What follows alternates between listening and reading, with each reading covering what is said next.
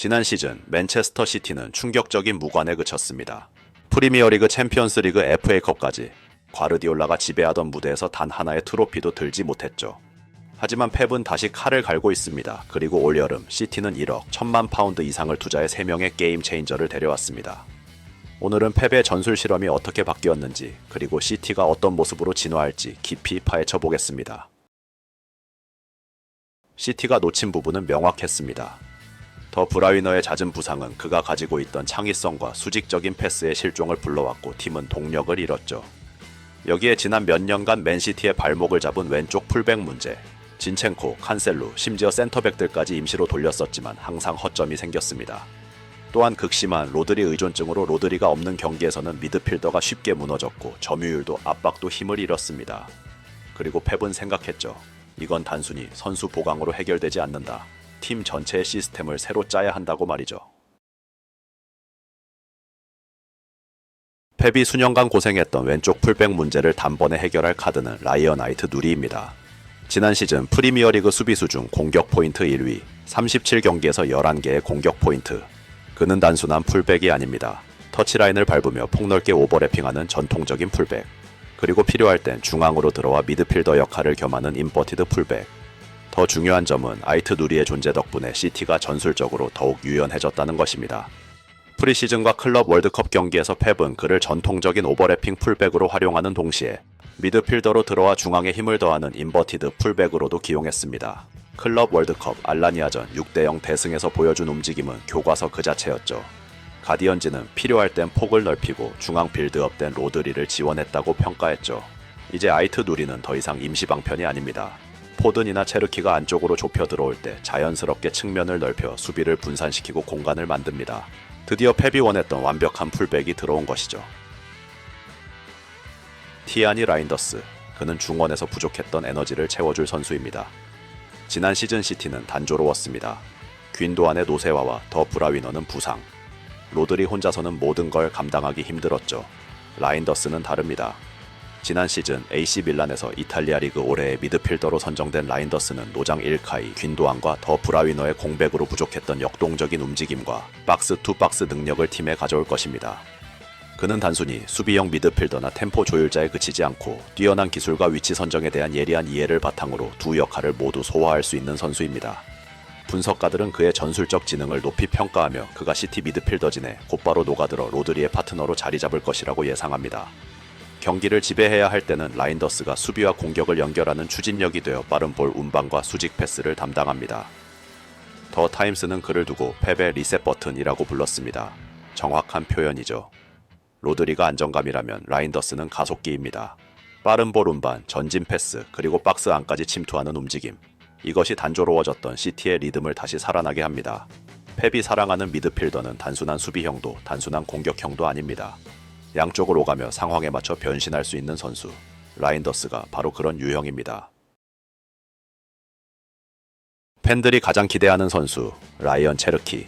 아직 21살인 체르키는 유럽에서 가장 창의적이고 기술이 뛰어난 젊은 선수 중 한 명입니다. 지난 시즌 올림피크 리옹에서 그는 11개의 어시스트, 예상 어시스트, 그리고 146회의 슈팅 창출 행동 등 여러 주요 공격 지표에서 프랑스 리그 선두를 차지했습니다. 이는 단순한 통계가 아닙니다. 더 브라위너의 잠재적인 후계자를 영입했다는 엘리트 수준의 신호입니다. 더 브라위너가 수직 패스와 중거리 슈팅으로 경기를 지배했다면 체르키는 좁은 공간에서 드리블로 수비수를 제치고 동료들과 빠르게 연계하는 데 능숙합니다. 체르키의 장점은 예측 불가능성입니다. 좁은 공간에서 드리블로 수비를 무너뜨리고 동료와 순식간에 연계하며 기회를 창출합니다. 만약 더 브라위너가 수직 패스와 중거리 슛으로 경기를 지배했다면 체르키는 드리블과 창조성으로 팀을 바꿀 수 있습니다. 가디언즈는 이 장면을 두고 단순한 재능을 넘어선 성숙함이라고 했습니다. 이번 시즌부터 바로 더 브라위너의 후계자 후보 펩이 공격에서 찾던 새로운 불꽃입니다. 이러한 영입을 통해 과르디올라 감독은 예측 가능한 패턴에서 벗어나고 있습니다. 지난 시즌 종종 무뎌졌던 느리고 점유율 위주의 빌드업 대신 256 시즌의 시티는 강렬함과 유연성을 동시에 보여줄 것으로 예상됩니다. 하이트 누리는 폭과 속도로 수비를 뒤로 밀어내고 라인더스는 수직적인 움직임과 압박으로 활력을 불어넣습니다. 그리고 체르키는 예측 불가능한 마법과 창의성으로 공격에 새로운 숨결을 불어넣고 있죠. 펩은 이번 시즌 선수단을 23에서 24명으로 줄였습니다. 많은 선수 대신 다재다능하고 지능적인 선수, 전술적 명확성과 팀 케미스트리를 위한 결정입니다. 위치 선정 플레이 강화도 돋보입니다. 패배 뿌리라 할 수 있는 포지셔널 플레이로 돌아가고자 하고 있죠. 이제부터 맨시티 선수 모두가 공간을 채우고 비우며 경기를 통제합니다. 또한 지난 시즌 느리고 예측 가능한 점유율 축구에서 벗어나 이번 시즌 시티는 더 빠르고 더 직접적이며 더 상황에 맞게 변할 것입니다. 아이트누리가 측면에서 폭을 넓히고 라인더스가 미드필더진을 가속화하며 체르키가 창의성을 더합니다. 이 세 가지가 합쳐져 시티는 새로운 시스템을 완성하고 있습니다. 물론 새 영입만으로 팀이 완성되진 않습니다. 로드리는 여전히 중심축이죠. 부상에서 돌아온 그는 팀에 없어서는 안 될 존재입니다. 그의 위치 선정, 공 탈취 능력, 그리고 템포 조절은 과르디올라 감독이 모든 전술을 그를 중심으로 구축할 수 있게 해줍니다. 로드리는 종종 수비 라인으로 내려와 특히 높은 압박에 맞서 패스를 돌리고 삼각형을 만들며 빌드업을 돕습니다. 그의 존재 덕분에 다른 미드필더들이 더 높은 곳으로 올라갈 수 있습니다. 로드리 옆에는 여름 이적 시장에서 밀란에서 영입한 티아니 라인더스가 활력을 더하고 있습니다. 포든은 이제 더 브라위너의 뒤를 이어 팀의 창조적 리더로 성장하고 있습니다. 포든과 라이언 체르키가 주요 공격 창조자 역할을 번갈아 맡을 것입니다. 포든은 빠른 템포와 간결한 연계, 그리고 라인 사이의 움직임을 제공합니다. 여기에 체르키의 창조성이 조합된다면 맨시티는 더욱 무서워지겠죠. 공격의 최전방에는 여전히 세계에서 가장 파괴적인 무기인 엘링 홀란드가 있습니다. 그의 득점력은 박스 안에서 무자비하며 꾸준히 발전하고 있는 연계 플레이는 상대 수비가 깊이 물러나도록 강제하여 시티의 창조적인 선수들에게 공간을 열어줍니다. 홀란드의 움직임은 수비수들을 제 위치에서 벗어나게 하고 그의 압도적인 신체 능력 덕분에 시티는 정교한 패스, 플레이가 막힐 때도 직접적인 공격 경로를 항상 확보할 수 있습니다. 수비진의 중심은 리더십과 수비 감각으로 팀의 안정감을 책임지는 후벤 디아스가 맡고 있습니다. 그는 주로 요슈코 그바르디올이나 마누엘 아칸지와 호흡을 맞춥니다. 이 조합이 효과적인 이유는 뛰어난 적응력 때문입니다.